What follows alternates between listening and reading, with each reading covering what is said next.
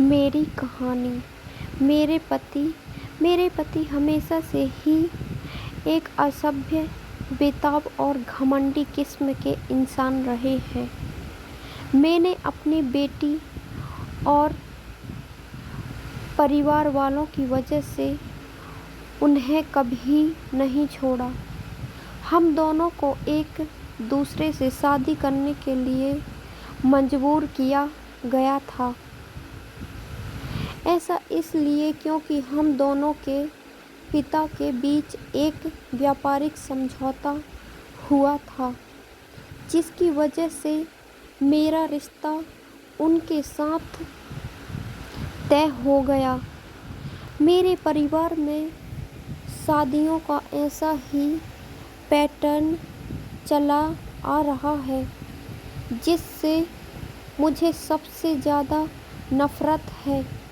मुझे कभी भी किसी ऐसे व्यक्ति के साथ रहने का मौका नहीं मिला जिससे मैं प्यार कर सकूं।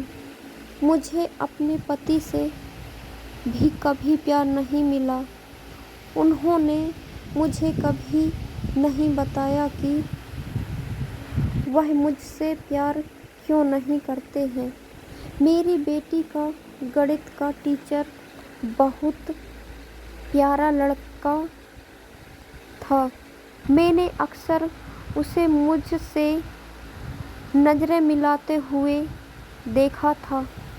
एक दिन जब मेरी बेटी अपनी नानी की देखभाल कर रही थी, तब मैंने उसे अपने साथ एक कप चाय पीने के लिए आमंत्रित किया। जब रसोई अंदर से चाय लेकर आया, तब मैं लगातार उससे अपनी बेटी की पढ़ाई लिखाई के बारे में बात कर रही थी। वह देखने में काफ़ी आकर्षक था। उसका अंदाज़ा मज़ाकिया था, जिसकी वजह से मैं उसकी तरफ बहुत ज़्यादा आकर्षण महसूस करती थी। इस घटना के बाद मुझे समझ आया कि मेरे साथ की महिलाओं के लिए शादी के बाद अफेयर रखना कोई बड़ी बात नहीं थी, क्योंकि हमारे पुरुष अपने काम में कुछ ज़्यादा ही बिजी रहते हैं। मेरे पति भी इससे अलग नहीं थे। इस तरह मेरा उसके साथ अफेयर शुरू हुआ। अपनी बेटी के टीचर के साथ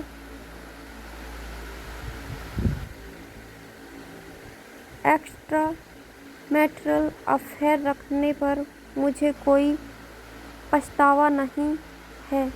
ऐसा इसलिए क्योंकि मुझे एक ऐसे व्यक्ति से प्यार और अटेंशन मिल रहा था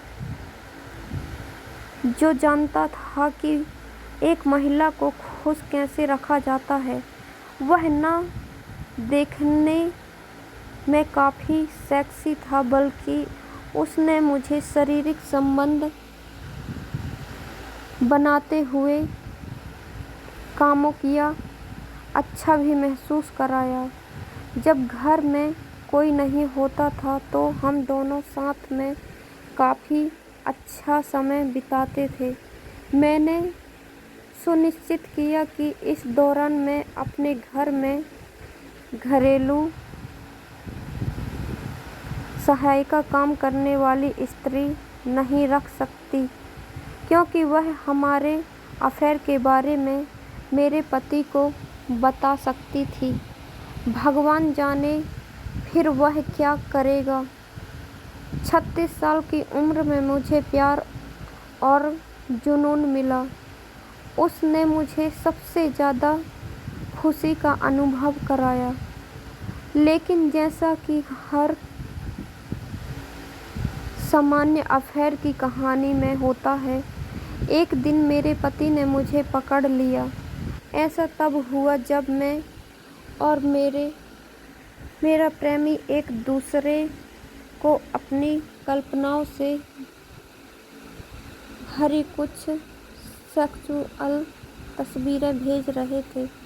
इस दौरान मैंने अपने पति और बेटी की घर वापसी आते हुए की आवाज़ सुनी। मैं काफ़ी जल्दी में थी, जिसकी वजह से मैं उसका अभिवादन करने के लिए अपना फ़ोन अपने बिस्तर पर रख कर नीचे चली गई। मैं उन्हें बातचीत में शामिल करने की कोशिश कर रही थी कि मेरे पति वॉशरूम का इस्तेमाल करने के लिए बेडरूम में आ गए।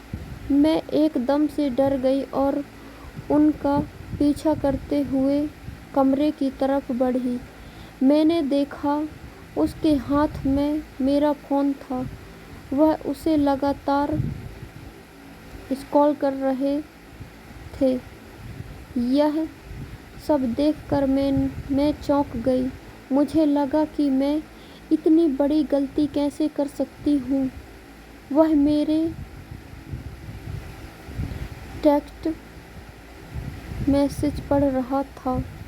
मुझे इतना डर लग रहा था कि वह मेरे साथ या मेरे प्रेमी के साथ कुछ न कुछ ज़रूर करेगा, लेकिन इसका उल्टा हुआ। उसने मुझसे शांति से पूछा, इस बारे में कौन जानता है? मैंने कहा, कोई नहीं। उसने फ़ोन को ज़मीन पर फेंक दिया और उसके टुकड़े टुकड़े कर दिए। निराश होकर उसने अपनी उंगलियों को